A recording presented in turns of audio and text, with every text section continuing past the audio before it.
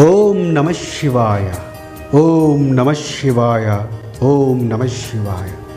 ఈ మహాపంచాక్షరి మంత్రం ప్రతి శైవ క్షేత్రంలో ప్రతిధ్వనిగా వినిపిస్తోంది.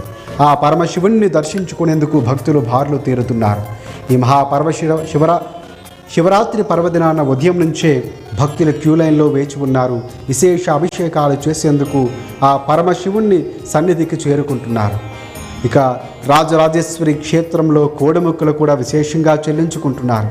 సృష్టి స్థితి లయకారకుడైన ఆ పరమశివుణ్ణి ధ్యానించడం సదా స్మరణీయమని కూడా భక్తుల విశ్వాసం. అలాంటి మహాశివరాత్రి పర్వదినాన్న 2 తెలుగు రాష్ట్రాల్లోని శైవ క్షేత్రాలు భక్తులతో కిటకిటలాడుతున్నాయి. మనం స్క్రీన్పై చూస్తున్నాం. విశేషంగా భక్తులు ఆలయాలకు చేరుకొని స్వామివారికి అభిషేకాలు నిర్వహిస్తున్నారు. పంచామృత అభిషేకాలను విశేషంగా నిర్వహిస్తూ ఉన్నారు. స్వామివారికి త్రికరణ శుద్ధిగా ఎవరైతే స్మరణీస్త్వం చేస్తూ ఉంటారో, సృష్టి స్థితి లయకారకుడైన ఆ లయకారుణ్ణి లయం చేసుకునే క్రమంలో ఎవరైతే ఈ మహా శివరాత్రి పర్వదినాన్న ఉపవాస దీక్షలు చేసి జాగరణ చేసి త్రికరణ శుద్ధిగా భగవంతుణ్ణి ధ్యానిస్తారో వారికి సకల శుభాలు కలుగుతాయని చెబుతున్నారు. అలాంటి పర్వదినం 2 తెలుగు రాష్ట్రాల్లోని ఇక శైవ క్షేత్రాల్లో విశేషంగా జరుగుతున్నాయి. భక్తులు ఉదయం నుంచే క్యూలైన్లో వేచి ఉన్నారు. క్యూలైన్లో వేచి ఉన్న భక్తులకి దర్శన ఏర్పాట్లను కూడా ఆలయ అధికారులు చేస్తున్నారు. 12 జ్యోతిర్లింగాల్లో విశేషంగా ఈరోజు పూజలు జరుగుతున్నాయి.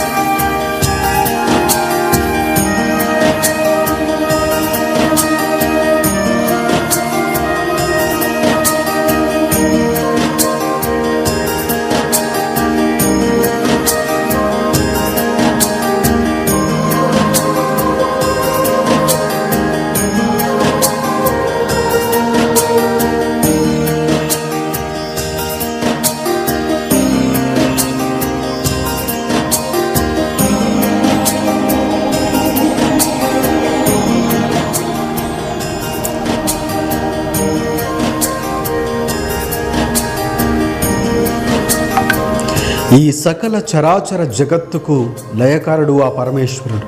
భక్తుల పాలిట పెన్నిది భోలాశంకరుడైన ఆ త్రినేత్రుడు లింగోద్భవం చెందిన పవిత్ర దినమే ఈ మహాశివరాత్రి పర్వదినం. మనస వాచ ఆ పరమేశ్వరుణ్ణి స్మరిస్తూ జాగరణలో దైవ సన్నిధిని అనుభూతి చెందడమే ఈ పండుగ పరమార్థం. శివయ్యకు భక్తులంటే ప్రీతి, భక్తులకు శివుడంటే నమ్మకం. అందుకే హర హర మహాదేవ అంటూ భక్తులు రోజు స్తుతిస్తూ నిత్య శివరాత్రి జరుపుకుంటారు. ఆ లయకారుణ్ణి ఎన్నిసార్లు స్తుతించినా తనివి తీరదంటూ ప్రతి మాసానికి ఒక్కో శివరాత్రి పేరుతో ఆరాధిస్తూ ఉంటారు. వీటన్నింటిలో అత్యంత విశిష్టమైనదిగా భావించే ఆ మహాశివరాత్రి ఈరోజు కావటం ఒక ప్రత్యేకత. ఈ పర్వదినాన ఏ నియమాలు ఆచరిస్తే ఎలాంటి పుణ్య ఫలితాలు దక్కుతున్నాయో ఇక ఆ విషయాలు ప్రముఖ ఆధ్యాత్మికవేత్తల నుంచి మనం తెలుసుకుందాం. ఆదివారం రోజున మహాశివరాత్రి రావటం ఎంతో విశేషంగా చెబుతున్నారు. అఘము అంటే పాపం, మాఘము అంటే పాపాలు నశింపజేసేదని అర్థం. అలాంటి మాఘమాసంలో సూర్యాధారణ ఎంతో విశిష్టంగా చెబుతూ ఉంటారు. ఆ సూర్య ఆరాధన తరువాత విశిష్టమైనదిగా అందులోనూ శివరాత్రి రావటం శుభదినంగా చెబుతున్నారు. సూర్య సంబంధిత ఆదివారం రోజు మాఘమాసంలో మహాశివరాత్రి రావటం విశేషం. సూర్యుడికి రుద్రులు ఆదిదేవత అని, అలాంటి మాఘపు ఆదివారం మహాశివరాత్రి సందర్భంగా సూర్య ఆరాధన శివారాధన కలిపి ఆచరించడం వల్ల పాపాలు తొలగుతాయని విశ్వాసం. ఇక ఆ సూర్యుడు అనగా ఆరోగ్య ప్రదాతగా చెబుతూ ఉంటారు. అలాంటి రోజు శివుడితో కలిపి ఆయన దివ్య అనుగ్రహాన్ని కలిగిస్తారని నమ్మకం. ఈ మహాశివరాత్రి రోజున ఎలాంటి నియమాలను ఆచరించాలి? మహాశివరాత్రి అంటే కేవలం ఒక పండుగ మాత్రమే కాదు, అది ఆత్మ జాగరణకు దారి చూపే పవిత్రమైన రోజుగా చెబుతారు. ఈరోజు మనిషి బాహ్య ప్రపంచాన్ని విడిచి తన అంతరంగంలో ఉన్న ఆ శివతత్వాన్ని గ్రహించాలి.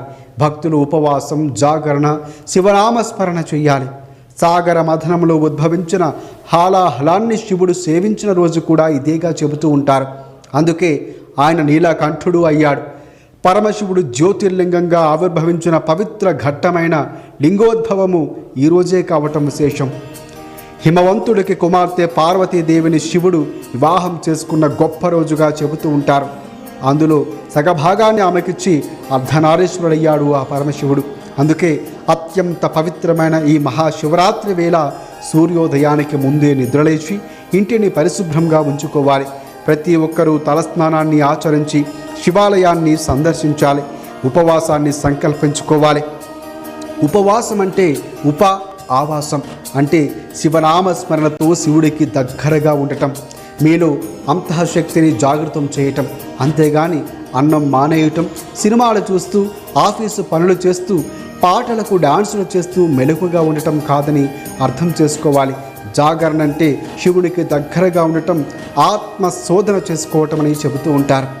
ఇక శివరాత్రి రోజు ఉదయం ప్రదోషకాలంలో, రాత్రి సమయంలో, మరీ ముఖ్యంగా అర్ధరాత్రి లింగోద్భవ కాలం దాదాపుగా 11:30 నుంచి 12:30 మధ్యకాలం శివారాధన చేస్తే విశేషమైనటువంటి ఫలితాలు లభిస్తాయని చెబుతారు. ఇక విష్ణు అలంకార ప్రియ, శివ అభిషేక ప్రియ అని శాస్త్రం చెబుతోంది. శివరాత్రి రోజు ఇంట్లో కుడి చేతి బొటని వేలుని మించకుండా ఉన్నటువంటి శివలింగానికి దీన్ని బాలలింగం, స్ఫటికలింగం, మీరు పూజిస్తున్నటువంటి పంచలోహాలు, ఇతర శివలింగాలు స్థాపన చేసుకొని పంచామృత అభిషేకాలు, చందనం, విభూది, జలములతో అభిషేకం వంటివి చేయాలి. బిల్వదళాలతో విశేషంగా అర్చిస్తూ ఉండాలి. ఇక దోష నివారణలు, ఫలితాల గురించి మనం చూస్తే ఆదివారం మహాశివరాత్రి రావటం వల్ల ఈరోజు శివారాధన చేసిన వారికి అనారోగ్య సమస్యలు తొలగిపోతాయని చెబుతున్నారు. పితృదేవతలు తర్పిస్తారు.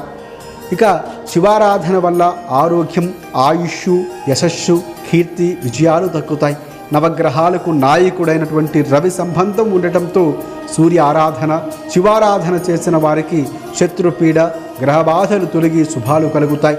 ఇక ఈ శివరాత్రి రోజున ఉపవాసం, జాగరణ, ఓం నమఃశివాయ మంత్రజపం, రుద్రాభిషేకం, బిలవార్చనతో పాటుగా దానం వంటివి చేస్తే పాపాలు తొలగి ఆయుష్, ఆరోగ్యం, సంతాన సౌఖ్యం, మానసిక ప్రశాంతత, మోక్షం ప్రాప్తిస్తాయని చెబుతున్నారు.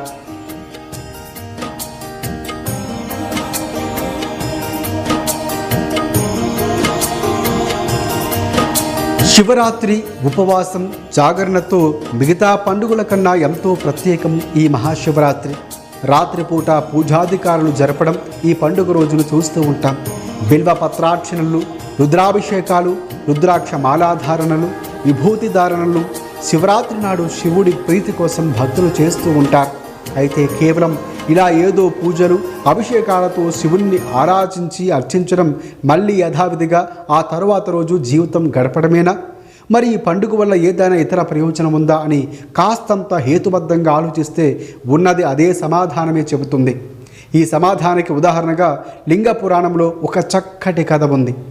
ఆ మహాదేవుడే చెప్పినటువంటి ఆ కథగా ఉంది. సాక్షాత్తు ఆ పరమశివుడే శివరాత్రి వ్రత ప్రభావాన్ని పార్వతీదేవికి ఈ కథ ద్వారా చెప్పాడు అంటారు. పూర్వం ఒక పర్వత ప్రాంతంలో ఒక బోయవాడు ఉండేవాడు. ఉదయాన్నే వేటకు వెళ్ళటం, సాయంకాలానికి ఏదో ఒక మృగాన్ని చంపి దానితో తన కుటుంబాన్ని పోషించుకోవడం అతడి దినచర్య. అయితే ఒకరోజు ఉదయాన్నే వేటకు వెళ్ళిన ఆ బోయవాడికి చీకటి పడే సరికైనా సరే ఒక్క జంతువు కూడా దొరకలేదు. దాంతో అతడు నిరాశగా ఇంటి ముఖం పట్టాడు. అలా వస్తూ ఉండగా అతడికి దారిలో ఒక సరస్సు కనిపించింది.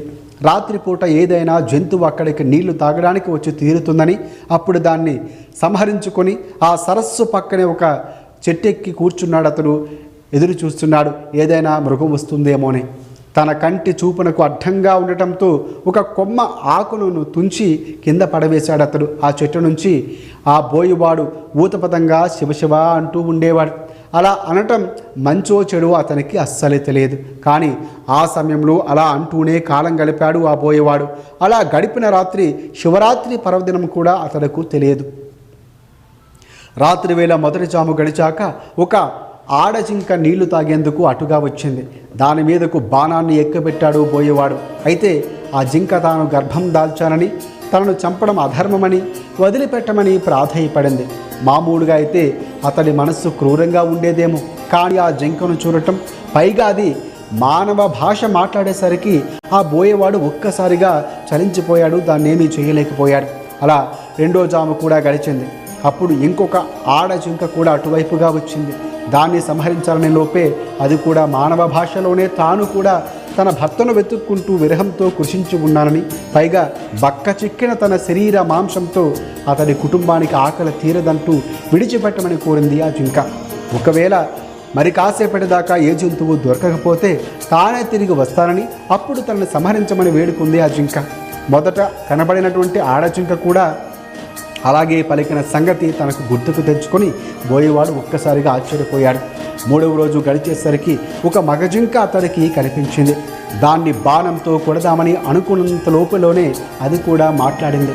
రెండు ఆడజింకలు ఇటుగా వచ్చాయా అని ఆ బోయేవాడిని అడిగాయా జింకలు. బోయేవాడు వచ్చాయని, తనకు ఏ జంతువు దొరకకపోతే ఆహారంగా తామే కూడా మళ్ళీ వస్తామని చెప్పినట్లు మగజింకకు అతడు తెలిపాడు.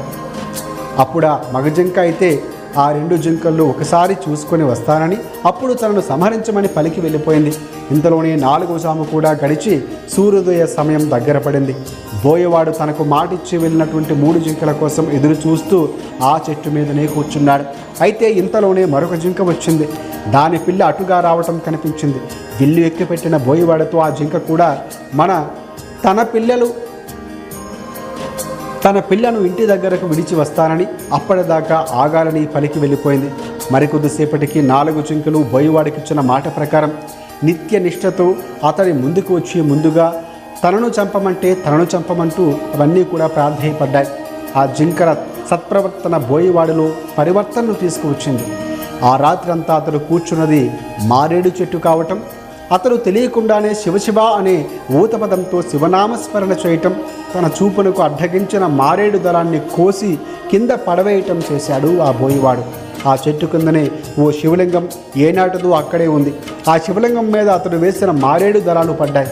అది మారేడు దళ పూజా ఫలితాన్ని ఇచ్చింది.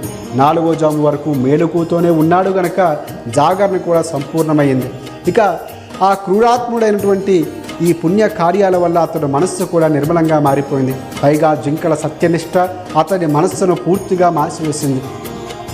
శివరాత్రి పర్వదినమని తెలియకపోయినా అనుకోకుండా ఆ రోజు చేసిన పుణ్య కార్య ప్రభావంతో అతడిలో సత్ప్రవర్తన కలిగింది. అందుకే హింసను విడనాడాడు ఆ బోయేవాడు.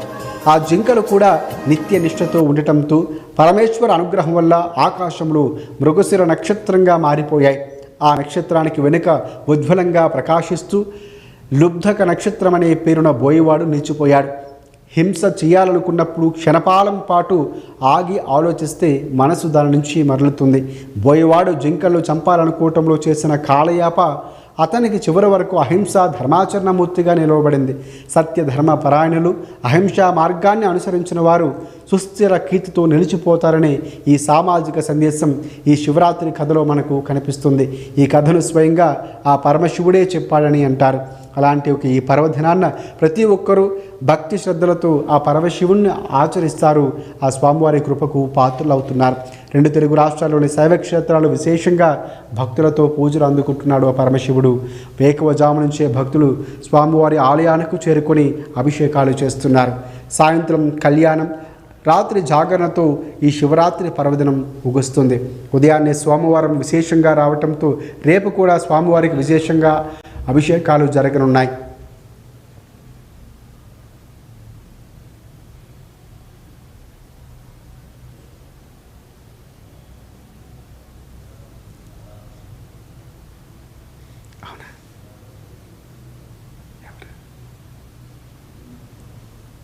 గురువా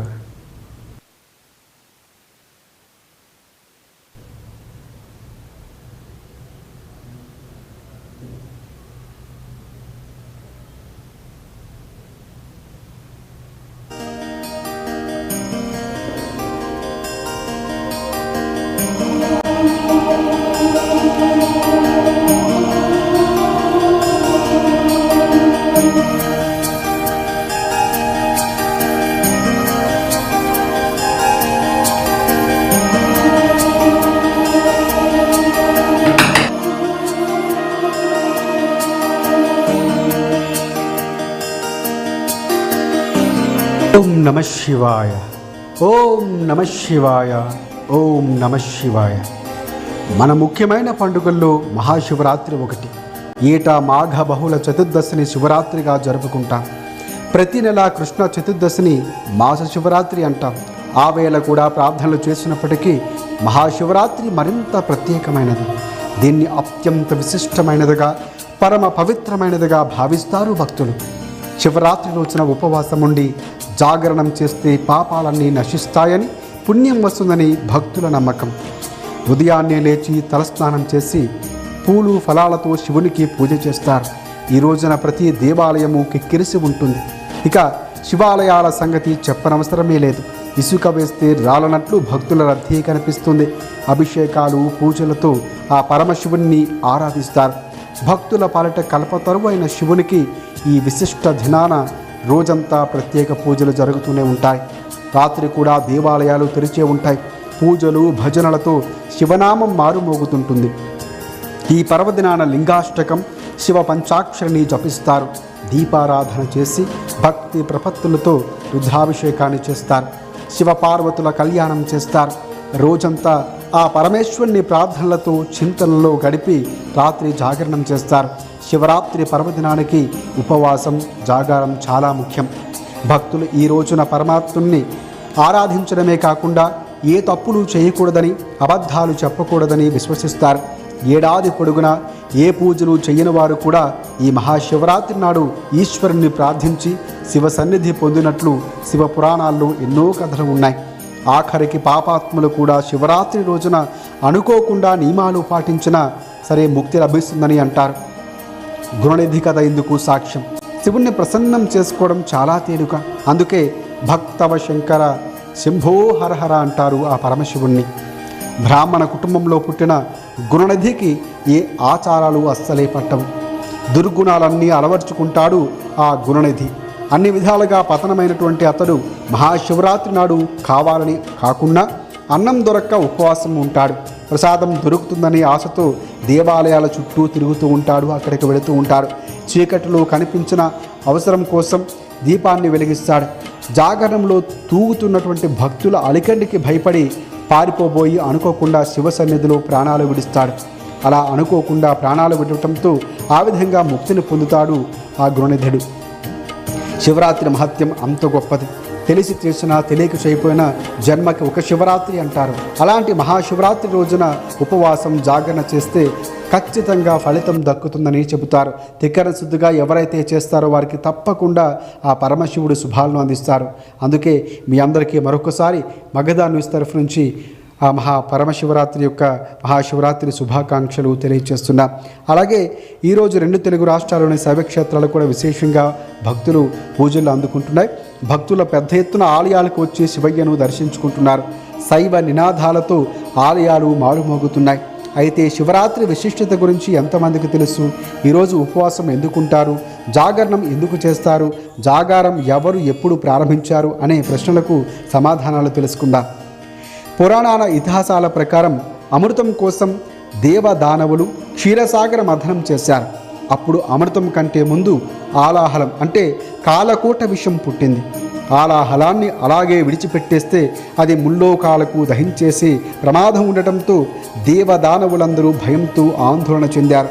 ఆలాహలం బారి నుంచి లోకాలు రక్షించాలంటూ మహాదేవుడైనటువంటి శంకరుణ్ణి శరణు వేడుకున్నారు. లోక రక్షకుడు కోసం ఆ గరళాన్ని తానే మింగి గొంతులో బంధించి అలా గరళకంఠుడయ్యాడు ఆ పరమశివుడు. అందుకే నీలకంఠుడుగా ఆయన్ని అభివర్ణిస్తూ ఉంటాడు. హాలాహల ప్రభావానికి శివుని కంఠం కమిలి నీలంగా మారటంతోనే ఇందాక మనం మాట్లాడుకున్నట్టు నీలకంఠుడుగా పేరు పొందాడు ఆ పరమేశ్వరుడు.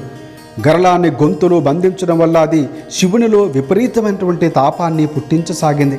ఆ తాపాన్ని తగ్గించుకోవడానికి క్షీరసాగర మథనంలో పుట్టినటువంటి చంద్రుడిని తలపై ఉంచుకున్నాడు ఆయన. నిరంతర తాపోవశమైనటువంటి ఆ గంగను నెత్తిన పెట్టుకున్నాడు.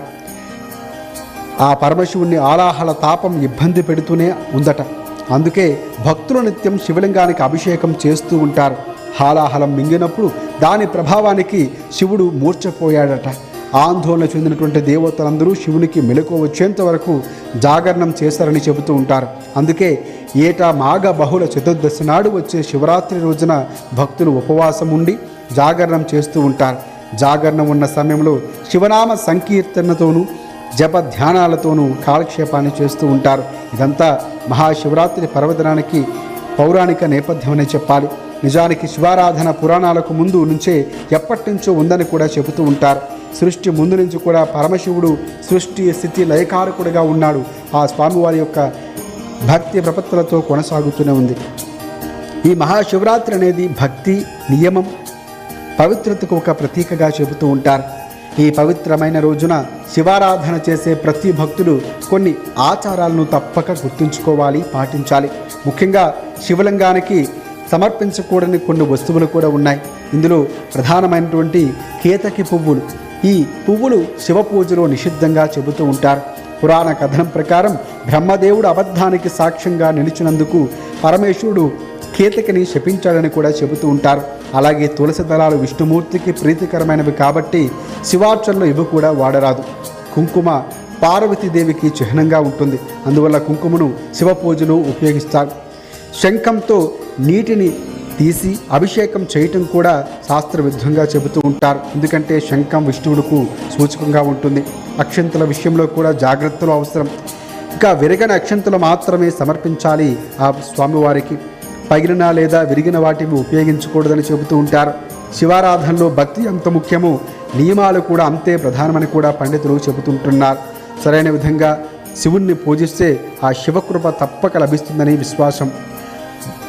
సృష్టి స్థితి లయకారకుడైనటువంటి ఆ భగవంతుణ్ణి మనస వాచ కర్మణ పూజిస్తే నియమిష్టులకు అతీతంగా పరమశివుడు ఆ లయకారుడు మనకి ఆయన యొక్క దీవెనలో అందిస్తారని చెబుతూ ఉంటారు. అందుకే భోలాశంకరుడుగా చెబుతూ ఉంటారు. శివుడు కొట్టినా తిట్టినా దానికి ఒక కారణం ఉంటుందని చెబుతున్నారు. మనకి చాలా కాలం నుంచి వాడుకలు ఉన్న మాటగా చెబుతున్నారు. శివుడాజ్ఞ లేనిదే చీమైనా కుట్టదు అంటారు. ఆ పరమశివుడు అనుగ్రహం అందరికీ ఉండాలని ఆ పరమశివుని యొక్క మహాశివరాత్రి అత్యంత భక్తి శ్రద్ధలతో ప్రతి ఒక్కరూ నిర్వహిస్తూ ఉంటారు. ఇక మహాశివరాత్రికి సంబంధించి ఒక ముఖ్యమైన కథ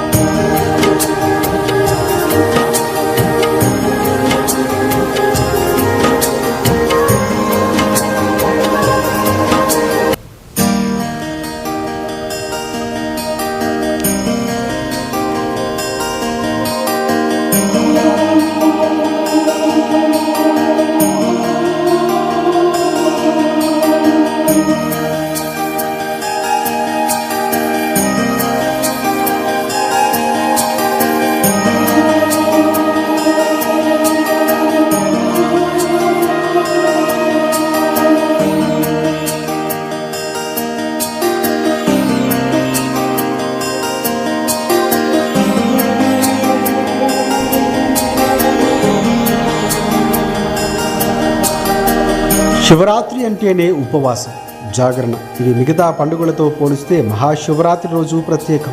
రాత్రి వేళ పూజలు ఆచరించడం ఈ శివరాత్రి పండుగ రోజు చూస్తూ ఉంటాం.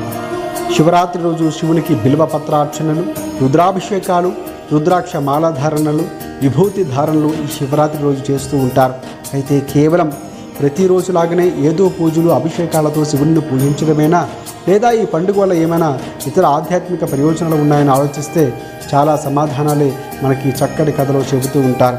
ఆ పరమశివుని అనుగ్రహం కోసం ఉపవాసాలు, జాగరణలు, రుద్రాభిషేకాలు, రుద్రాక్షమానలు, విభూతిదారులు చేస్తూ ఉంటారు.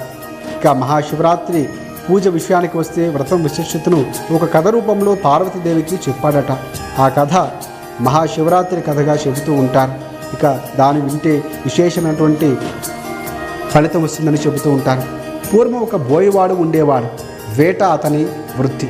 ప్రతిరోజు ఉదయాన్నే వేటకు వెళ్ళటం, సాయంత్రానికి ఏదో ఒక జంతువుని చంపి తీసుకువచ్చి దానితో కుటుంబాన్ని పోషించుకోవడం, అదే అతడి దినచర్య. ప్రతిరోజు లాగే ఆయన కూడా ఒకరోజు ఉదయాన్నే వేటకు వెళతాడు. సాయంత్రం చీకటి పడుతూ ఉన్నా ఆ రోజు ఒక్క జంతువు కూడా ఆ బోయవాడికి దొరకలేదు. దాంతో ఎంతో నిరాశగా ఇంటి ముఖం పట్టాడు. ఇంటికి వస్తున్న క్రమంలో దారిలో అతనికి ఒక సరస్సు కనిపించింది. వెంటనే అతనికి ఒక ఆలోచన కూడా వచ్చింది. రాత్రిపూట కదా, ఏదో ఒక జంతువు సరస్సు దగ్గరికి వస్తుంది నీళ్లు తాగడానికి. అలా సేరదీరుతుంది. దాన్ని వేటాడవచ్చని భావించి ఆ సరస్సు వద్దనే ఉండి కూర్చుంటాడు. అక్కడ ఉన్న చెట్టుపై ఉంటాడు ఆ బోయవాడు. సరస్సు వైపు గమనించే క్రమంలో తన కంటి చూపులకు అడ్డంగా కొన్ని కొమ్మలు ఉండటంతో వెంటనే ఆ కొమ్మల ఆకుళ్ళు తుంచి కింద పడేస్తాడు ఆ బోయవాడు. ఖాళీగా కూర్చోకుండా నిత్యం ఊతపదంగా శివశివ అంటూ కాలం గడుపుతాడు. కానీ ఆ రోజు మహాశివరాత్రి పర్వదినం. ఆ రోజు శివరాత్రి అనే విషయం కూడా ఆ బోయవాడుకు అస్సలు తెలియదు. ఆ రోజు రాత్రి కొంత సమయం గడిచాక ఒక ఆడజింక నీళ్లు తాగడానికి ఆ సరస్సు వైపుకు వచ్చింది. వెంటనే ఆ బోయవాడు ఆ జింకకు బాణాన్ని ఎక్కుపెట్టాడు. అది గమనించిన ఆ జింక వెంటనే తాను గర్భం దాల్చాలని, తనకు చంపకుండా విడిచిపెట్టమని ప్రాధేయపడింది. మామూలుగా అయితే ఏ బోయవాడు మనసు కూడా క్రూరంగానే ఉంటుంది. కానీ ఆ జింక పరిస్థితిని చూసినటువంటి బోయవాడు దానిని ఏమీ చేయలేక విడిచిపెట్టాడు. పైగా మానవ మాత్రంగా మనిషిలాగా అది మాట్లాడుతూ ఉంది. మళ్ళీ ఆ చెట్టు ఎక్కువ కూర్చున్నాడు. మరింత సమయం గడిచిన తర్వాత అప్పుడు మరొక ఆడ జింక అటుగా వచ్చింది. దాన్ని కూడా వేటాడదామనుకున్నాడు. ఆలోపే ఆ జింక కూడా మానవ భాషలోనే, నేను నా భర్తను వెతుక్కుంటూ విరహంతో కృషించిపోయి ఉన్నాను. ఈ బక్క చిక్కినటువంటి శరీర మాంసంతో మీ కుటుంబానికి ఎటువంటి ఆకలి తీరదు కాబట్టి నన్ను విడిచిపెట్టమని కోరింది. అంతేకాకుండా మరికొంత సమయం తర్వాత వేచి చూడు, ఏ జంతువు కనుక రాకపోతే, నీకు చిక్కకపోతే నేనే మళ్ళీ తిరిగి వస్తాను, అప్పుడు నన్ను సంహరించు, నువ్వు ఆహారంగా తీసుకొని ఆ జింక చెబుతుంది. అలా ఆ జింకను కూడా విడిచిపెడతాడు ఆ బోయవాడు. అలా మరికొంత సమయం గడిచేసరికి ఒక మగ జింక అక్కడికి వచ్చింది. ఇదే సరైనటువంటి సమయంగా భావించినటువంటి ఆ బోయవాడు ఆ మగ జింకను బాణంతో సంహరిద్దామని అనుకునేలోపే సమయానికి అది కూడా మానవ భాషలాగే మాట్లాడుతూ ఉంటుంది. 2 ఆడ జింకలు ఇటువైపు వచ్చాయా అని ఆ బోయవాడినే ప్రశ్నిస్తాయి. అప్పుడు ఆ బోయవాడు అవును వచ్చాయి, తనకు ఈరోజు ఏ జంతువు దొరక్కపోతే తామే మళ్ళీ ఆహారంగా వస్తామని కూడా ఆ 2 ఆడజింకలు చెప్పాయని ఆ మగ జింకకు చెప్తాడు బోయవాడు. అవునా, అయితే ఆ జింకలు ఒకసారి చూసుకొని వస్తానని, ఆ తర్వాత నన్ను కూడా సంహరించమని చెప్పి వెళ్ళిపోయింది ఆ మగ జింక. ఇంతలోనే తెల్లవారుజామున సూర్యోదయం సమయం ఆసన్నమైంది. ఇక ఆ బోయవాడు వస్తామని మాటిచ్చినటువంటి ఆ జింకల కోసం ఎదురు చూస్తూ ఆ చెట్టుపైన కూర్చున్నాడు. ఇంతలో మరొక జింక దాని పిల్ల రావటం కనిపించింది. దీనిని సరిదిద్దామని కూడా ఇక వెంటనే సంహరిద్దామని విల్లు ఎక్కిపెట్టాడు ఆ బోయవాడు. అది కూడా మాట్లాడడం మొదలుపెట్టింది మనిషిలాగే. తన బిడ్డను ఇంటి దగ్గర విడిచిపెట్టి వస్తానని, అప్పటి వరకు ఆగాలని కూడా చెప్పేసి వెళ్ళిపోయింది ఆ జింక కూడా. అలా మరికొంత సమయం గడిచేసరికి ఆ 4 జింకలు బోయవాడికి ఇచ్చిన మాట ప్రకారంగా సత్యనిష్టతో అక్కడికి రావటమే కాదు, మొదట తనను చంపమనే చెప్పినటువంటి ఆ జింకలని కూడా తనను చంపమని ఒక్కసారిగా ప్రాధేయపడ్డాయి. ఆ సన్నివేశం చూసినటువంటి ఆ బోయవాడి కఠిన మనస్సు ఒక్కసారిగా చలించిపోయింది. మనసులో ఆలోచన మొదలైంది. ఈ పరివర్తన వచ్చినటువంటి సందర్భంగా కనిపించింది. అయితే ఆ రాత్రంతా బోయవాడు కూర్చున్నది ఒక మారేడు చెట్టు కావటం, అతడికి తెలియకుండానే శివశివ నామస్మరణని స్మరించడం, తన ఇంటికి అడ్డు వచ్చిన మారేడు దళాలను కోసి కింద పడవేయటం చేశాడతడు. కానీ ఆ చెట్టు కిందన ఎప్పటి నుంచో ఉన్నటువంటి ఒక పాతకాలం నాటి శివలింగం ఉంది. అతడు తెలియకుండా విసిరేసినటువంటి మారేడు దళం ఆ శివుని లింగంపై పడింది. అతడు చెట్టుపై నుంచి పారేసిన లింగంపై పడడంతో విశేషమైనటువంటి ఆయన సంతృప్తి కలిగింది. వేట కోసం 4 జాములు మెలకువతో ఉన్నాడు ఆ బోయవాడు. అతడికి తెలియకుండానే జాగరణ ఫలితాన్ని కూడా అతను దక్కించుకున్నాడు. ఎంతో క్రూరాత్ముడైనప్పటికీ అతను చేసినటువంటి కార్యాల వల్ల అతడికి తెలియకుండానే మనస్సు నిర్మలమైంది. పైగా ఆ 4 జింకలు నిత్య నిష్ఠతో తిరిగి రావటం అతడి మనస్సుకు పూర్తిగా మార్చివేసినటువంటి అంశంగా మారిపోయింది. అందులోనూ ఆ రోజు మహాశివరాత్రి కావటం, ఆ రోజు శివరాత్రి పర్వదినమని అతనికి తెలియకపోయినా అనుకోకుండా చేసినటువంటి పుణ్య కార్యాల వల్ల అతడిలో సత్ప్రవర్తన కలిగింది. అప్పటి నుంచి హింసను విడిచిపెట్టాడు ఆ బోయవాడు. ఆ జింకలు సైతం సత్యనిష్టతో ఉండటంతో పరమేశ్వరుడి అనుగ్రహం వల్ల ఆకాశంలో మృగశిర నక్షత్రంగా ఇప్పటికీ కనిపిస్తూ ఉన్నాయి. ఆ బోయవాడు సైతం మృగశిర నక్షత్రానికి వెనుక ఉజ్వలంగా ప్రకాశిస్తూ లుబ్ధక నక్షత్రం అనే పేరుతో నిలిచిపోయాడు ఆకాశంలో. దీనిని బట్టి మనం గ్రహించాల్సింది ఏమిటంటే, హింస చెయ్యాలని అనుకున్నప్పుడు ఒక్క క్షణం పాటు ఆగి ఆలోచిస్తే మన మనసు ఆ ఆలోచన నుంచి మరలుతుంది. బోయవాడు విషయంలో కూడా అదే జరిగింది. జింకలను చంపాలని అనుకోవడంలో జరిగినటువంటి కాలయాపన అతన్ని చివరకు అహింసామూర్తిగా, ధర్మచరణామూర్తిగా నిలిపివేసింది. నిత్యం అహింసా మార్గాన్ని అనుసరించిన వారు స్థిరమైన కీర్తితో నిలిచిపోతారనే సందేశం ఈ శివరాత్రి కథలో మనకు కనిపిస్తూ ఉంటుంది. ఈ కథ స్వయంగా ఆ పరమశివుడే ఆ మాతకు అంబికకు పార్వతీదేవికి చెప్పినట్టు చెబుతూ ఉంటారు. మనసులో నిష్కల్మషం లేకుండా భక్తి ప్రపత్తులతో మనసా వాచా కర్మను ఎవరైతే ఈ మహాశివరాత్రి పర్వదినాన్న ఆ స్వామివారి యొక్క కృపకు పాత్రులవుతారో, జాగరణ చేస్తారు, ఉపవాసం ఉంటారో వారికి స్వామివారి అనుగ్రహం తప్పక కలుగుతుంది. ఉపవాసం ఉండలేని వారు ఆహారాన్ని శరీరాన్ని నిలుపుకునేంత తీసుకొని ఉపవాసం ఉండొచ్చని కూడా ప్రముఖులు చెబుతూ ఉన్నారు. ఎలా చేసినా ఆ పరమశివుణ్ణి మనసా వాచా కర్మణ శివనామస్మరణతో మనసులో స్మరిస్తే తప్పక శుభాలు కలుగుతాయని చెబుతుంటారు. అందులోనూ ఆదివారం రావటం, సూర్య భగవాను అనుగ్రహం కూడా పరిపుష్టిగా భక్తులపై ఉంటుందని చెబుతున్నారు. మరుసటి రోజు సోమవారం కావటంతో 3 రోజుల పాటు స్వామివారికి విశేషమైనటువంటి పూజలు జరుగుతాయని కూడా చెబుతున్నారు. ఈ పుణ్య ఫల దినమున అందరూ ఆ స్వామివారిని భక్తి శ్రద్ధలతో పూజించి స్వామివారి కృపకు పాత్రలు కావాలని మగధ న్యూస్ తరఫున కోరుకుంటున్నాం. ఓం నమః శివాయ. హర హర మహాదేవ శంభో శంకర. అందరికీ మరొక్కసారి మహాశివరాత్రి శుభాకాంక్షలు.